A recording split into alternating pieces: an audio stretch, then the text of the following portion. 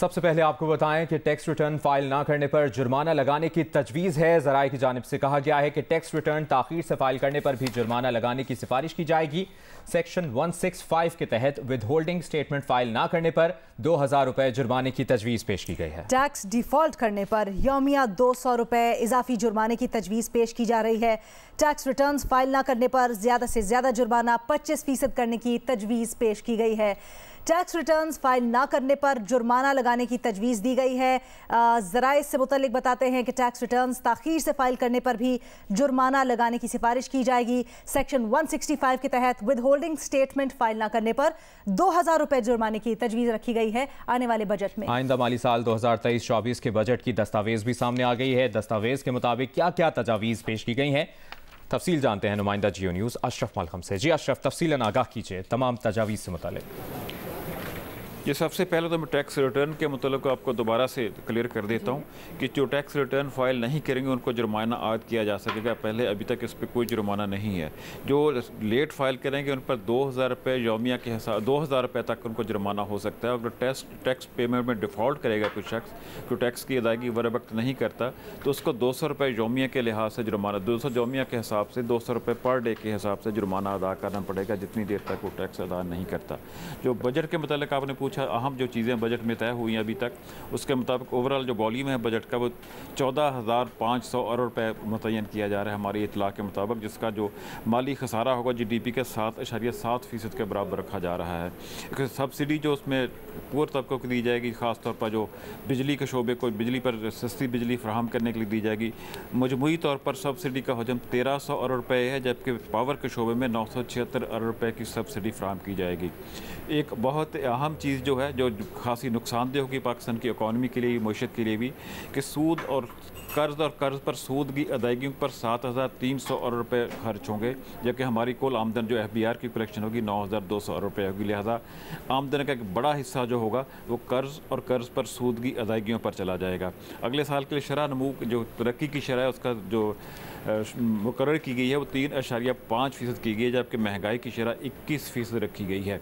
ये Benazir income support programme के लिए 430 अरब रुपये रखे गए हैं, जबकि आइंदा माली साल के लिए ओवरऑल पूरे पाकिस्तान का तरक्याती प्रोग्राम है उसका हजम 2500 अरब रुपये से ज़्यादा रखा गया है, जिसमें वफाकी हुकूमत का जो तरक्याती प्रोग्राम है उसमें 1150 अरब रुपये होगा, जिसमें 200 अरब रुपये निजी शोबे के होंगे और बाकी जो है वफाकी हुकूमत की तरफ से फंडिंग की जाएगी। उसकी एक अहम चीज़ जिस पर खासी तनकीद भी हो रही है मुख्तलिफ तबकों की तरफ से कि सियासतदान जो पार्लियामेंटेरियन हैं इनकी तजवीज़ करदा स्कीमों पर रवां साल 130 अरब से ज़्यादा रुपए खर्च किए गए हैं। अगले साल में शुरू में ही बजट में 90 अरब रुपए की ऐसी स्कीमें रखी गई हैं जो मुख्तलिफ मेंबरान पार्लियामेंट की तरफ से मुतारफ़ करवाई गई हैं। लिहाजा इसको ये कह के सियासी रिश्वत के तौर पर कहा जाता है, इस पर हमेशा तनकीद होती है, हर हुकूमत तनकीद करती है, लेकिन इस मद में हमेशा से एलोकेशन होती है। आज इस दफ़ा भी उसकी तजवीज़ है कि एलोकेशन होगी। इसके अलावा जो सूबाई तरक्याती बजट है वो तकरीबन 1350 अरब रुपये का बनता है, जिसमें खासतौर पर सिंध का सबसे ज़्यादा बजट है जिसको इलेक्शन बजट कहा जा रहा है, जो 617 अरब रुपये रखा गया है। पंजाब और खैबर पख्तूनख्वा की जो कि कौमी सूबाई असम्बली इस वक्त मौजूद नहीं है, लिहाजा उनका इंटरिम बजट दिया गया सिर्फ 4 माह के लिए होगा।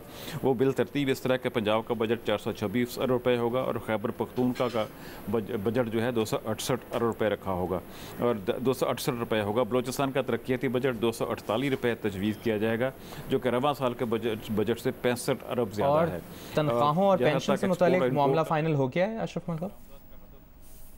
58.70 अरब डॉलर रखा जा रहा है, जबकि बरामदात का 30 जो है 1 अरब डॉलर कम रखा जा रहा है रवां साल की निस्बत, जिसको 30 अरब डॉलर मखसूस किया जा रहा है। आप आदाद शुमार बता ही रहे हैं, थोड़ा सा आवाम ये भी जानना चाहती है कि पेंशन और तनख्वाहों के लिए क्या तजवीज़ दी गई है? जी, इसमें मुख्तलिफ तजावीज़ हैं, 15 से 20% तक लेकर इसमें इजाफे की तजावीज़ हैं, लेकिन ज़्यादातर ये है कि जो मुलाजमीन को फ़ायदा शायद इसलिए ना हो कि इस वक्त जो मौजूदा कुछ अलाउंसेज हैं एडिशनल दिए जा रहे हैं टाइम टू टाइम मुख्तलिफ हुकूमतों की तरफ से। मुस्लिम लीग नून की पहली हुकूमत में भी इजाफी अलाउंस दिया जाता था, बजाय कि जो बुनियादी तनख्वाह इसमें इजाफा करना है कि इस दफ़ा भी उन्हीं अलाउंसों को तनख्वाह में ज़म किया जा रहा है। इस पर यह तो हो जाए कि टेक्निकली उनकी तनख्वाह बढ़ जाएगी, लेकिन जो टेक होम सैलरी होगी इन मुलाजमीन को उन पर शायद कोई ज़्यादा इजाफा नहीं होगा, जिसके लिए कल से शदीद प्रोटेस्ट भी हो रहा है पाक सेक्रेटेरिएट के सामने। कल भी आधा दिन से ज़्यादा सेक्रेटेरिएट के दरवाजे मुलाजमीन ने बंद रखे। हम आपसे मुसलसल आज दिन भर अपडेट्स लेते रहेंगे। फिलहाल के लिए शुक्रिया। साल 2023-24 का बजट कौमी असम्बली में आज शाम पेश किया जाएगा। पाकिस्तानी मईशत को मुख्तलिफ चैलेंजेस का सामना है, जिसमें फूड सिक्योरिटी भी अहम है। हम हमेशा ये बात सुनते हैं कि पाकिस्तान एक ज़रई मुल्क है, लेकिन गुज़श्ता चंद सालों में देखा गया है कि गंदम, कपास जैसी अहम फसलें तक हम बाहर से दरामद कर रहे हैं। इक़्तिसादी सर्वे के अदाद शुमार के मुताबिक अहम फसलों की शरह नमू रवा माली साल -3.2% रही। अली बिल्कुल, और अगर आदाद शुमार की बात करें तो कपास की पैदावार 41% कमी के साथ 4.91 मिलियन गांठ रही। चावल की पैदावार 21.5% कम हुई। इसी तरह से गंदम की पैदावार में 5.2% इजाफा हुआ। ये थोड़ा सा एनॉमिटी है इस दफ़ा। बहरहाल पाकिस्तान की ज़राअत के शोबे में किन इक़दामात की ज़रूरत है, क्या क्या होना चाहिए, कैसे हम मज़ीद इस शोबे को कैपिटलाइज कर सकते हैं, और ख़ासकर जो आने वाला बजट है और आने वाले दिन हैं जिसमें बड़ी रिफॉर्म्स करने की ज़रूरत है, उसके तनाज़ुर में बात करते हैं। हमें हमारे एक्सपर्ट्स इस वक्त ज्वाइन कर रहे हैं। हमारे साथ मौजूद हैं खालिद महमूद खोखर साहब, आप सदर पाकिस्तान इत्तेहाद काउंसिल हैं, और हमें ज्वाइन कर रहे हैं रऊफ इब्राहिम साहब, आप कराची होलसेल ग्रॉसर्स एसोसिएशन के चेयरमैन हैं। बिल्कुल, खालिद महमूद साहब, आपसे डिस्कशन का आगाज़ करेंगे। बुनियादी सवाल सबसे पहले कि पाकिस्तान के ज़राअत के शोबे में इस वक्त किन इक़दामात की ज़रूरत है और आप क्या तजावीज़ पेश करेंगे? जी बहुत शुक्रिया जी। इस वक्त हमारा सबसे बड़ा जो मसला है कि हम हर साल आबादी में एक नया न्यूजीलैंड या सिंगापुर ऐड कर रहे हैं। 50 से 55 लाख हमारी आबादी ऐड हो रही है, लेकिन एग्रीकल्चर में ग्रोथ। खालिद महमूद साहब, यहीं से आपके जवाब को कंटिन्यू करेंगे और डिस्कशन का बाकायदा आगाज़ करते हैं। खालिद महमूद खोखर साहब, आपके सामने सवाल रखा था, माजरत हमें ब्रेक लेनी पड़ी, कि पाकिस्तान के ज़राअत के शोबे में किन इक़दामात की ज़रूरत है और आप क्या तजावीज़ पेश करेंगे प्लीज़? देखें जी, मैं पहले आपसे अर्ज़ कर रहा था कि हमारी आबादी जिस हिसाब से बढ़ रही है, हम उस तरह एग्रीकल्चर पे काम नहीं कर रहे, उसकी ग्रोथ नहीं है। हम तकरीबन हर साल 14 से 15 बिलियन डॉलर की एग्रीकल्चर प्रोड्यूस की बाहर से इंपोर्ट कर रहे हैं। उसकी मेन वजह कि हमने रिसर्च के ऊपर इन्वेस्टमेंट नहीं की पाकिस्तान में। हमारी तरजीहात में पिछले 4 दहाइयों से मैं देख रहा हूँ एग्रीकल्चर कभी भी हुकूमती तरजीहात में नहीं रही। हमारी पर एकड़ पैदावार दुनिया से बहुत कम है। गंदम ले लें, कपास ले लें, बाकी चीज़ें ले लें। अब आप ये देखें कि हमारी मेन फसल कपास है। 92 में हमारी जो प्रोडक्शन थी वो 1 करोड़ 28 लाख बेल थी, इंडिया 1 करोड़ 10 था। अब इंडिया 4 करोड़ पे चला गया है। हम कोई तकरीबन 4.9 मिलियन बेल्स पे आ गए हैं, ना होने के बराबर है इस वक्त हमारी, क्योंकि हमने इस पर कोई काम नहीं किया। आज भी काश्तकार के पास कॉस्ट ऑफ प्रोडक्शन में लेवल प्लेइंग फील्ड नहीं है रीजन के साथ। हमारी कॉस्ट ऑफ प्रोडक्शन बहुत ज़्यादा, हमारी बिजली महंगी है, खादें महंगी है, पेस्टिसाइड महंगे है, डीजल महंगा है, बल्कि यहाँ तक हालात है पता नहीं रियासत है कहाँ। इस वक्त यूरिया के हमें 3 रेट मिल रहे हैं जी, एक 2400 कुछ रुपये है, एक 2995 रुपये है, एक 3100 रुपये है, और हमें सारी मिलती जो है वो मिलती 3200 में है। यानी कि 2400 वाली भी हमें 3200, 3300, 3400 तक मिल रही है। होना ये चाहिए कि यूरिया का जब एक ही फार्मूला है, सबका एक रेट होना चाहिए। इसी तरह डीएपी बहुत महंगी है, जिसका इस्तेमाल बहुत ज़रूरी है। डीएपी और नाइट्रोफॉस का इस्तेमाल बहुत ज़रूरी है खादों के लिए, फास्फोरस खादों का, जिसका रेट बहुत ज़्यादा। अब हम सुनने में आ रहा है कि उस पर भी डीएपी के ऊपर कोई इंपोर्ट रेगुलेटरी ड्यूटी लगा रहे हैं, जो कि डिज़ास्टर होगा इस मुल्क के लिए।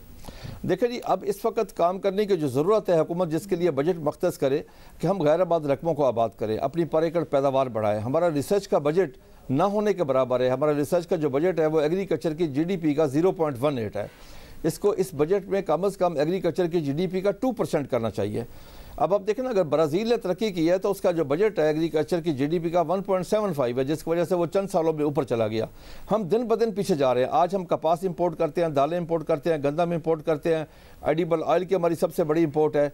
देखना, जब पाकिस्तान बना था तो पंजाब के 17 अजला हमारे हिस्से में आए थे, 13 भारत के हिस्से में गए थे। आज वो 13 अजला 125 करोड़ की आबादी को फीड कर रहे हैं। हम 25 करोड़ की आबादी के लिए हर चीज़ बाहर से मंगवा रहे हैं, क्योंकि हमने एग्रीकल्चर के रिसर्च के ऊपर, R&D के ऊपर, इसकी डेवलपमेंट के ऊपर काम ही नहीं किया। हमारे पास बेहतर सीड नहीं है, हमारे पास बेहतर टेक्नोलॉजी नहीं है, हमारे पास बेहतर मशीनरी नहीं है। अभी आप ये देखें कि मैं आपको एक छोटी सी मिसाल, ट्रैक्टर पे GST नहीं है।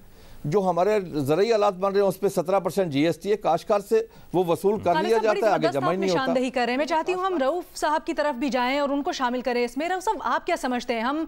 हम बाहर से खाने पीने की बहुत अशिया मंगवाते हैं, उसमें वैल्यू एडिशन करते हैं, क्या वजह है कि हम ये काम पाकिस्तान में नहीं कर सकते आपके ख्याल में?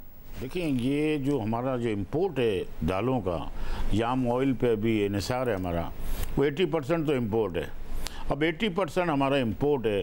तो जब हम लोग पॉलिसी बनाते हैं, बजट एक घर का भी बनता है, तो उसको भी देखा जाता है कि दाल क्या चाहिए, चीनी क्या चाहिए।